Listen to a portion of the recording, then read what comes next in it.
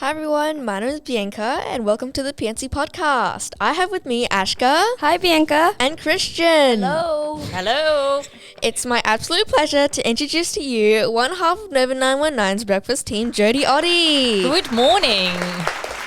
That's a beautiful round of applause. Thank you so much. How are we?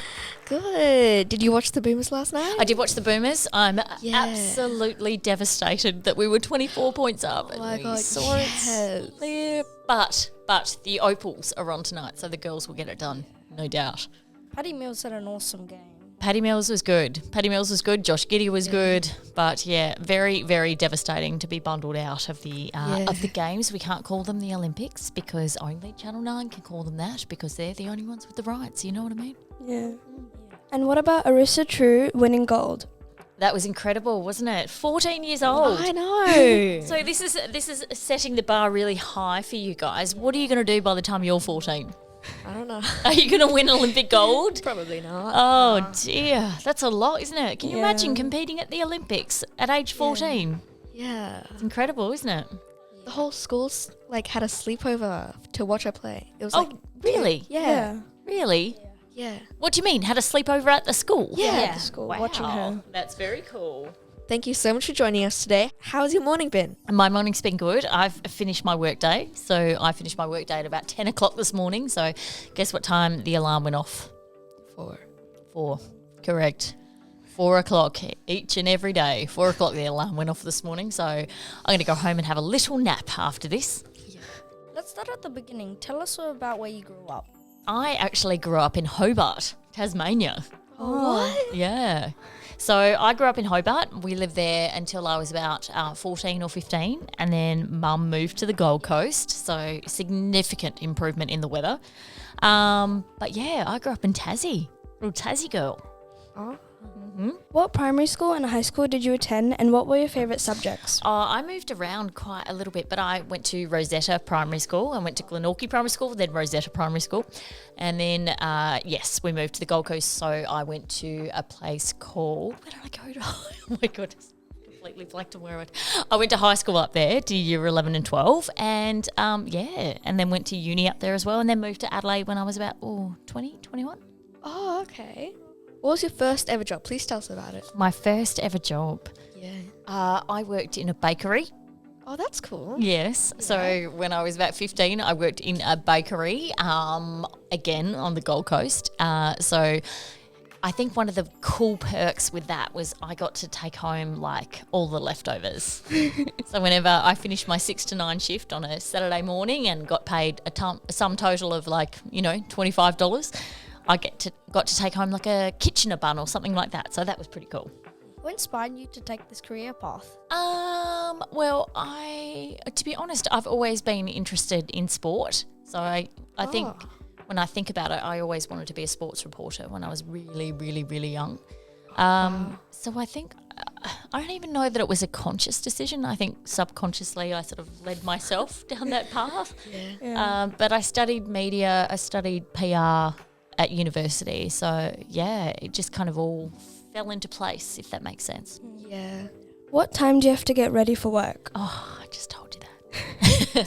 4 o'clock the alarm goes off. So 4 a.m. And then we sort of get in there at about, it's a very strange scenario because I get into work at about 5 o'clock. But Hazy, because he doesn't want to wake his kids up in the morning, he will go into work and have a shower, which is, so I went into work this morning and he's oddly having a shower at the station. Get in about 5, but then things are done and dusted by about 9:30, 10, so it's not too bad. Yeah, okay. What would you say was your biggest accomplishment throughout your career? It's a really tricky question. I don't know. I like helping people. So I think across the journey we've sort of helped a lot of people that were in need. So that's been really, really nice. We've interviewed some big celebrities. Ooh.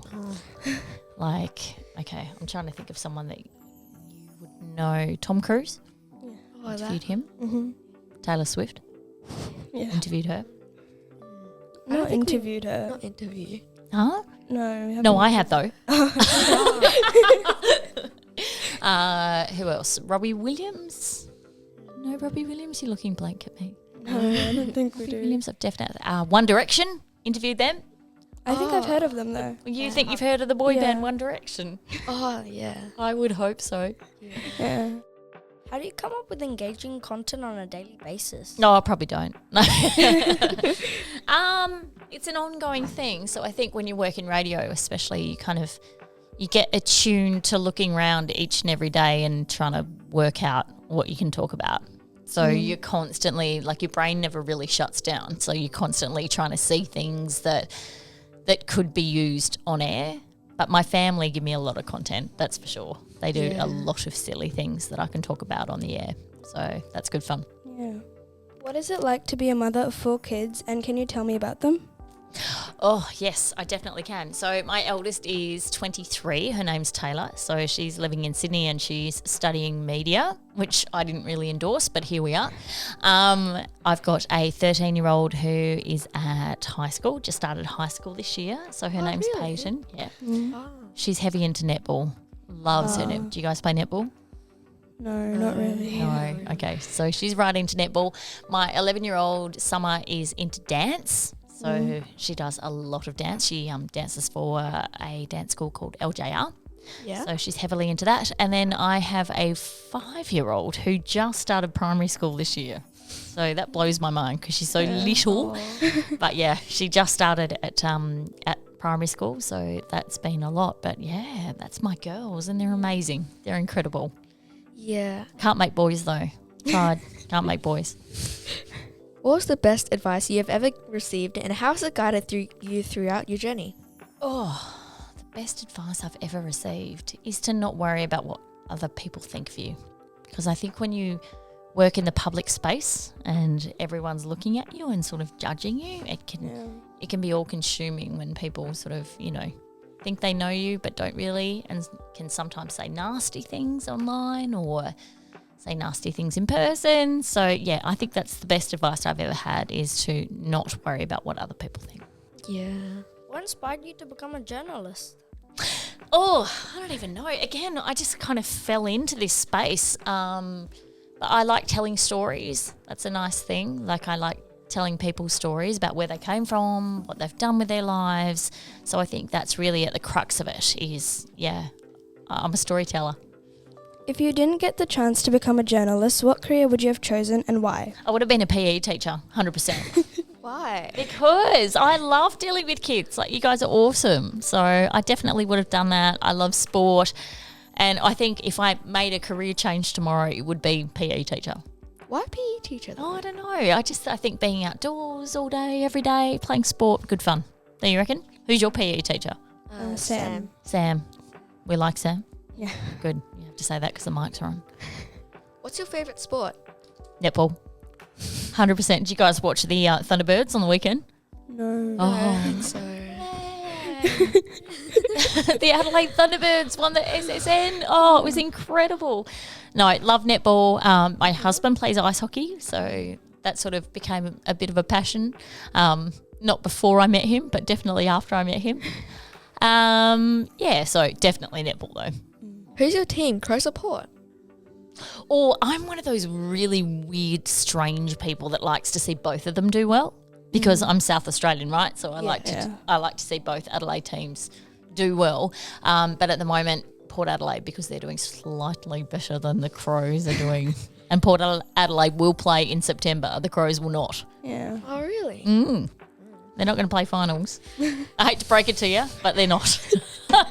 Do you have any pets? I do. I've got a dog called Sydney. Oh. She's so cute. I'll show you a photo. She's the cutest. She's a toy cavoodle, and I was never, ever, ever a dog person. And then my girls convinced me that we needed to get a dog, so we did, and her name's Sydney, and I love her. She's gorgeous. Very needy, though. Like, she's like, if you're there, she'll just be like this the whole time. She just wants your attention the whole time. But she's super cute. Look at her. That's Sydney. Cute. You had to say that. What was your biggest fear when you were younger? I think we all fear failing, don't we? Not being good at something. Yeah. And I think when I was so into sport when I was younger, I feared losing or not doing well or not performing on the stage. I think that was probably my biggest fear. When you were younger, did you do any after-school activities? Oh, after school, what did I do? I was always heavy into sport, so most of my after-school stuff was like training and that sort of stuff. What do you guys do? I do piano. Piano? Yeah. Okay. Where do you do that? Far away, I don't know. Oh, yeah. What about you? I don't really do any after-school things. You don't? What about you? Soccer. Who do you play for? Croydon Kings. Croydon Kings. Okay. Do you love it? Yeah. Yeah. One of my top favourite sports. Is it? What's your other favourite? I would say tennis. Tennis. Tennis is fun. Tennis is going to make you a lot of money if you're good at it. Yeah. Tell us about your most embarrassing moment. I tell you what, when I was in, and I'll never ever forget this, but when I was in high school, I did debating. So, and I remember, and I'll never ever forget it. So my cue cards got all messed up. So I went to speak, and then I looked down and I realised it was all out of order and it didn't make sense. So I was literally standing there in front of everyone just without a word to say. And it's very strange because now when I do live crosses for TV, it's always in the back of my head. I always think, oh, I never ever want to have to be stuck there and not know what to say. So I think while at the time it was devastating and embarrassing, it kind of sticks with you though, and it's a good little impulse thing that like, oh my God, I always have to be prepared. I have to be meticulous in my preparation so that I'm not standing there on the TV with nothing to say. If that makes sense. Yeah. Yeah. How does it feel to be an ambassador of this Childhood Cancer Association? It's really important. I think when you are lucky enough to be in a position where people listen to your voice, then it's really important to use it in a good way. And watching these kids over the journey, so we've done a lot of work with them, has been it's kind of a really good grounder in terms of like if life gets hard, if things get hard, then you look at these little kids, 5-6-year-olds who are going through so much. Yeah. And it's really important in terms of giving back and supporting those kids that are going through things that, no one should ever go through, let alone a 5-year-old. Yeah. So, yeah, it's really important to me. Thank you so much for taking the time to chat with us, Jodie. PNC Podcast out.